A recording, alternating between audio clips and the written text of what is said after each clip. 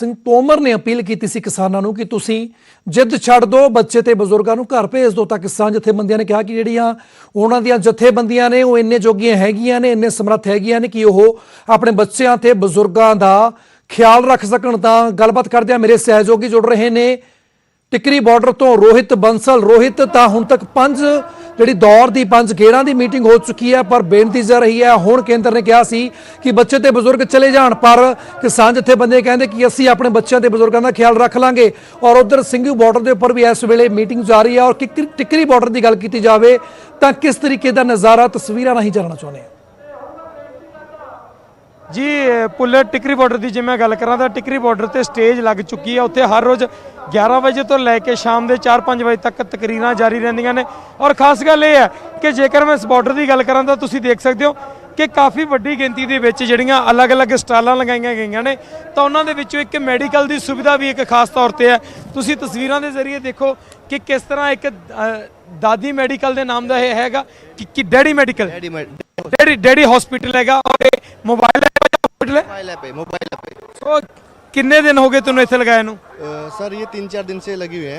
ठीक है, ये मोबाइल डिस्पेंसरी है। ये लंगर टू लंगर हम जाते हैं, जिसको भी किसी भी प्रकार की कोई समस्या है, ठंड की अदर जो भी बुखार या किसी को पट्टी करनी है, ठीक है, सभी चीज़ें यहाँ पे अवेलेबल अपने सभी टाइप की मेडिसिन हम साथ में रखते हैं। हार्ट की अदर जो भी है, किसी प्रकार की कोई समस्या हम उनको साथ साथ वो मेडिसिन प्रोवाइड करते हैं। सो साफ तौर पर तुसीं पुलर देख सकते हो कि किस तरह जिहड़ियां वख-वख दवाइयां ने और मैडिकल के लिए डॉक्टर भी ने जिन्हां दे द्वारा यह मैडिकल दित्तियां जांदियां ने। फस्ट एड की सुविधा अगे बढ़ के तुहानूं तस्वीरां दिखावांगे कि किस तरह जिहड़े हर रोज़ इत्थे लंगर लगाए जाते हैं, स्टेज लगाई जाती है।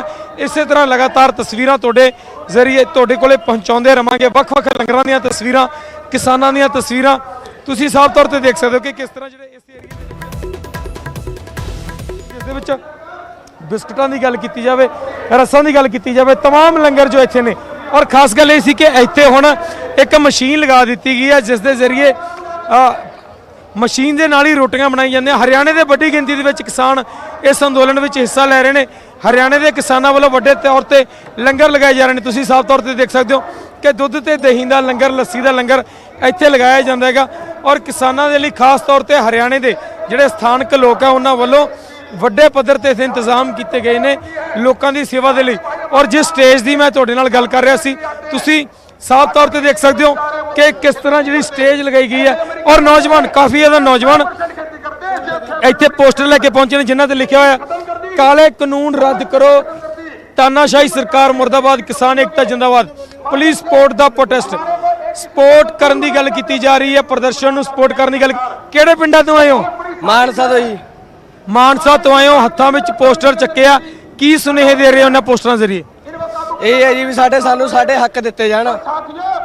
तो साफ तौर पर नौजवान देख सकते हो कि अलग अलग तरीके नाल प्रदर्शन कर रहे हैं कि किस तरह जिहड़े पूरे पोस्टरों के जरिए लोगों तक अपनी आवाज़ पहुँचा रहे हैं, अंग्रेजी विच, पंजाबी विच, हिंदी विच। और दूजे पासे स्टेज की मैं गल करूँगा, स्टेज की मैं गल करूँगा, स्टेज ते किस तरह जिहड़े किसान लीडर ने लगातार एक तो बाद एक किसान लीडर अपने विचार पेश कर रहा है। और इस तरह ही इत्थे पूरा दिन स्टेज चलती रहिंदी है, जिससे वख-वख लीडर बोलते रहंदे ने।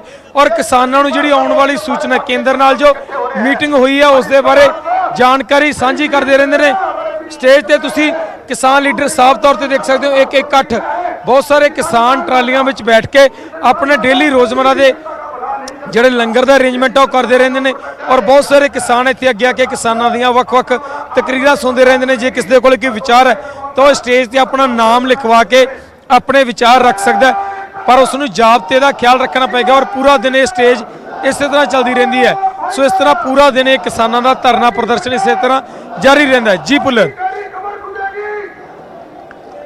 बिल्कुल रोहित, तो एक विशाल इकट्ठ देखने को मिल रहा है। और जिस तरीके दे नाल किसान डटे हुए ने, तो की लग रहा, क्योंकि 8 तरीक नूं भारत बंद का सद्दा दिता गया, तो लग रहा कि किस तरीके तैयारियां चल रही ने? ਜੀ ਬਿਲਕੁਲ, ਅੱਜ ਜੋ ਕਿਸਾਨਾਂ ਦੀ ਮੀਟਿੰਗ ਚੱਲ ਰਹੀ ਹੈ ਉਸ ਦੇ ਵਿੱਚ ਵੀ ਇਹੀ ਚੀਜ਼ਾਂ ਡਿਸਾਈਡ ਕੀਤੀਆਂ ਜਾਣਗੀਆਂ ਕਿ ਜੋ ਭਾਰਤ ਬੰਦ ਦੀ ਕਾਲ ਕੀਤੀ ਗਈ ਹੈ ਉਸ ਨੂੰ ਕਿਸ ਤਰ੍ਹਾਂ ਪੂਰ ਚੜਾਉਣਾ ਹੈਗਾ, ਕਿਸ ਤਰ੍ਹਾਂ ਉਸ ਜਿਹੜੀ ਪੂਰੀ ਚੀਜ਼ ਹੈ ਉਸ ਨੂੰ ਪੂਰਾ ਕਰਨਾ। ਸੋ ਇਸ ਤਰ੍ਹਾਂ ਲਗਾਤਾਰ ਕਿਸਾਨਾਂ ਵੱਲੋਂ ਇੱਕ ਤੋਂ ਬਾਅਦ ਇੱਕ ਮੀਟਿੰਗ ਕੀਤੀ ਜਾ ਰਹੀ ਹੈ ਔਰ ਕੇਂਦਰ ਸਰਕਾਰ ਦੁਆਰਾ ਵੀ 9 ਤਰੀਕ ਦੀ ਮੀਟਿੰਗ ਦਾ ਸਮਾਂ ਰੱਖ ਦਿੱਤਾ ਗਿਆ, ਜਿਸ ਦੇ ਵਿੱਚ ਕਿਸਾਨਾਂ ਨੇ ਯੈਸ ਔਰ ਨੋ ਦੀ ਗੱਲ ਕੀਤੀ ਹੈ। ਕਿਸਾਨਾਂ ਨੇ ਕਿਹਾ ਕਿ ਜਾਂ ਤਾਂ ਹਾਂ ਕਰ ਦਿਓ ਜਾਂ ਨਾ ਕਰ ਦਿਓ। ਕੱਲ ਦੀ ਮੀਟਿੰਗ ਵੀ ਇੱਕ ਪ੍ਰਕਾਰ ਨਾਲ ਖਾਸ ਤੌਰ ਤੇ ਸੀ ਕਿਉਂਕਿ ਕਿਸਾਨਾਂ ਨੇ ਆਪਣੇ ਮਾਈਕ ਡਾਊਨ ਕਰਕੇ ਕੁਰਸੀਆਂ ਨੂੰ 4 ਫੁੱਟ ਤੱਕ ਪਿੱਛੇ ਖਿੱਚ ਲਿਆ ਔਰ ਜਿਹੜੀਆਂ ਉਹਨਾਂ ਦੇ ਸਾਹਮਣੇ ਫਾਈਲਾਂ ਰੱਖੀਆਂ ਹੋਈਆਂ ਸੀ ਉਹਨਾਂ ਤੇ ਲਿਖ ਦਿੱਤਾ ਕਿ ਹਾਂ ਜਾਂ ਨਾ ਇੱਕ ਜਵਾਬ ਦਿਓ। ਸੋ ਸਾਫ਼ ਤੌਰ ਤੇ ਸਿੱਧਾ ਜਵਾਬ ਕੇਂਦਰ ਨੂੰ ਦੇਣਾ ਪੈਣਾ ਸੀ ਔਰ ਕੇਂਦਰ ਨੇ ਇਹੀ ਗੱਲ ਨੂੰ ਮੁਨਾਸਿਬ ਸਮਝਦੇ ਹੋਏ ਮੀਟਿੰਗ ਅੱਗੇ ਪਾ ਦਿੱਤੀ ਕਿ ਅਗਲੀ ਮੀਟਿੰਗ ਦੇ ਵਿੱਚ ਅਸੀਂ ਤੁਹਾਨੂੰ ਦੱਸਾਂਗੇ ਕਿ ਕੇਂਦਰੀ ਕਾਨੂੰਨਾਂ ਬਾਰੇ ਕੀ ਰਾਏ ਹੈ। ਪਰ ਕਿਸਾਨਾਂ ਨੇ ਨਾਲ ਦੀ ਨਾਲ ਕਹਿ ਦਿੱਤਾ ਕਿ 9 ਤਰੀਕ ਦੀ ਮੀਟਿੰਗ ਵਿੱਚ ਅਸੀਂ ਫੇਰ ਹੀ ਆਵਾਂਗੇ। ਉਸ ਤੋਂ ਪਹਿਲਾਂ ਸਾਨੂੰ ਇੱਕ ਪ੍ਰਪੋਜ਼ਲ ਭੇਜਿਆ ਜਾਵੇ ਕਿ ਹੁਣ ਤੱਕ ਤੁਸੀਂ ਇਹਨਾਂ ਪੂਰੀਆਂ ਚੀਜ਼ਾਂ ਨੂੰ ਲੈ ਕੇ ਕੀ ਵਿਚਾਰ ਕੀਤੇ ਨੇ, ਕੀ ਤੁਹਾਡੀ ਰਣਨੀਤੀ ਹੈ। ਜੇਕਰ ਸਾਨੂੰ ਕੋਈ ਸਕਾਰਾਤਮਕ ਨਤੀਜੇ ਨਿਕਲਦੇ ਸਾਹਮਣੇ ਆ ਰਹੇ ਫੇਰ ਹੀ ਅਸੀਂ ਸਾਹਮਣੇ ਆਵਾਂਗੇ, ਨਹੀਂ ਅਦਰਵਾਈਜ਼ ਅਸੀਂ ਤੁਹਾਡੀ ਮੀਟਿੰਗ ਵਿੱਚ ਸ਼ਾਮਿਲ ਨਹੀਂ ਹੋਵਾਂਗੇ। ਔਰ 7 ਤਰੀਕ ਨੂੰ ਬਹੁਤ ਸਾਰੇ ਜਿਹੜੇ ਲੋਕ ਨੇ ਉਹ ਆਪਣੇ ਅਵਾਰਡ ਵਾਪਸ ਕਰਨ ਜਾ ਰਹੇ ਨੇ ਜਿਹੜੇ ਕੇਂਦਰ ਸਰਕਾਰ ਨੇ ਉਹਨਾਂ ਲੋਕਾਂ ਨੂੰ ਦਿੱਤੇ ਸੀ, ਚਾਹੇ ਅਸੀਂ ਪਦਮ ਵਿਭੂਸ਼ਣ ਦੀ ਗੱਲ ਕਰੀਏ ਜਾਂ ਕੋਈ ਪਲੇਅਰਾਂ ਦੇ ਲਈ ਅਵਾਰਡ ਦੀ ਗੱਲ ਕਰੀਏ।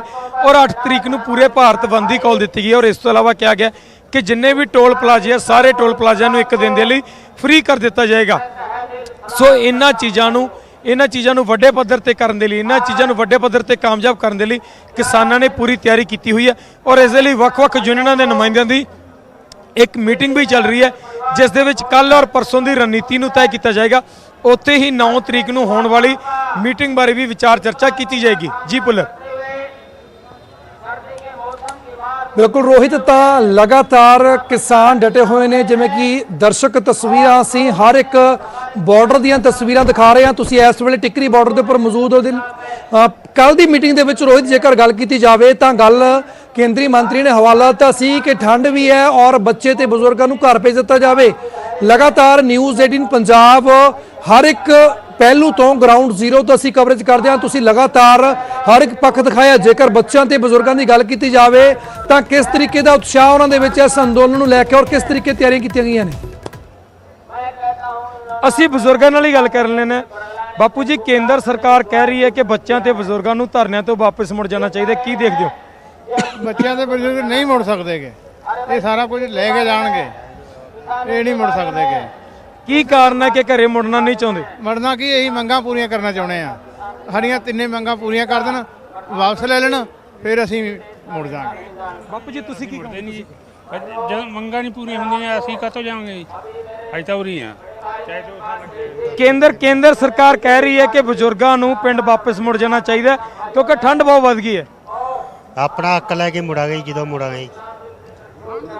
ਹਾਂਜੀ, ਅਸੀਂ ਜਿੰਨਾ ਚਿਰ ਸਾਡੇ ਆਗੂਆਂ ਦਾ ਹੁਕਮ ਆ ਉਹਨਾਂ ਚਿਰ ਇੱਥੇ ਹੀ ਬੈਠਾਂਗੇ। ਠੰਡ ਲੱਗ ਰਹੀ ਹੈ? ਠੰਡ ਲੱਗ ਰਹੀ ਹੈ? ਕੋਈ ਠੰਡ ਨਹੀਂ ਹੈਗੀ ਇੱਥੇ, ਕੋਈ ਠੰਡ ਨਹੀਂ ਲੱਗਦੀ। ਕੋਈ ਨਹੀਂ। ਸਾਫ਼ ਤੌਰ ਤੇ ਤੁਸੀਂ ਬਜ਼ੁਰਗਾਂ ਦੀ ਆਵਾਜ਼ ਸੁਣ ਸਕਦੇ ਹੋ। ਬਜ਼ੁਰਗਾਂ ਨੇ ਕਹਿ ਦਿੱਤਾ ਕਿ ਠੰਡ ਨਹੀਂ ਲੱਗ ਰਹੀ ਹੈ। ਸਾਡੇ ਵਾਸਤੇ ਕੋਈ ਠੰਡ ਨਹੀਂ ਹੈ ਜੀ, ਸਾਡੇ ਵਾਸਤੇ ਕਹਿੰਦੇ ਸਾਡੇ ਵਾਸਤੇ ਕੋਈ ਠੰਡ ਨਹੀਂ ਪਾਈ। ਬਾਬਾ ਜੀ ਕਹ ਰਹੇ ਗਰਮੀ ਹੈ। ਗਰਮੀ ਲੱਗਦੀ ਸਾਨੂੰ ਤਾਂ। ਉਹ ਬਜ਼ੁਰਗਾਂ ਨੇ ਸਾਫ਼ ਕਹਿ ਦਿੱਤਾ ਕਿ ਗਰਮੀ ਹੈ, ਠੰਡ ਕੋਈ ਨਹੀਂ। ਅਸੀਂ ਉਦੋਂ ਤੱਕ ਪਿੱਛੇ ਮੁੜਨ ਵਾਲੇ ਨਹੀਂ ਜਦੋਂ ਤੱਕ ਸਾਡੇ ਹੱਕ ਨਹੀਂ ਮਿਲ ਜਾਂਦੇ। केंद्र सरकार बोल रही है कि ठंड बढ़ गई है, आप वापस लौट जाओ। हमारा हम किसान आदमी, हम ठंड के अंदर पानी में बैठ जाते, पानी खराब होने लगा, हम इस ठंड को नहीं मानते और ये काला कानून है, इसको हटाकर हटेंगे चाहे हमारा महीना लगो। इसने ऐसा काम किया, ना इसने देश से प्रेम है ना भाई से प्रेम है, इसने तो देश को गहराई में ले जाना है नीचे। साफ तौर पर बुजुर्ग जी गल कर रहे हैं कि ਅਸੀਂ ਤਾਂ ਖੇਤਾਂ ਦੇ ਵਿੱਚ ਰਾਤ ਨੂੰ ਪਾਣੀ ਲਾਉਣ ਜਾਂਦੇ ਆ। ਰਾਤ ਨੂੰ ਜਦੋਂ ਪਾਣੀ ਲਾਉਣ ਜਾਂਦੇ ਆ ਪਾਣੀ ਠੰਡਾ ਹੁੰਦਾ, ਅਸੀਂ ਉਸ ਚੀਜ਼ ਨੂੰ ਨਹੀਂ ਗੋਲਦੇ। ਇਹ ਠੰਡ ਸਾਡੇ ਲਈ ਕੋਈ ਠੰਡ ਨਹੀਂ। ਜਿੰਨੀ ਦੇਰ ਤੱਕ ਇਹ ਕਾਨੂੰਨ ਰੱਦ ਨਹੀਂ ਹੋ ਜਾਂਦੇ ਅਸੀਂ ਇਸੇ ਤਰ੍ਹਾਂ ਹੀ ਇੱਥੇ ਬੈਠੇ ਰਵਾਂਗੇ ਕਿਉਂਕਿ ਕਿਸਾਨਾਂ ਦੇ ਲਈ ਠੰਡ ਕੋਈ ਚੀਜ਼ ਨਹੀਂ। ਔਰ ਵਿੱਚ ਵਿੱਚ ਤਾਂ ਕਿਸਾਨ ਕਹਿ ਰਹੇ ਨੇ ਕਿ ਸਾਨੂੰ ਤਾਂ ਗਰਮੀ ਲੱਗ ਰਹੀ ਆ, ਸਾਨੂੰ ਤਾਂ ਠੰਡ ਲੱਗ ਹੀ ਨਹੀਂ ਰਹੀ। ਜੀ ਪੁੱਲਰ।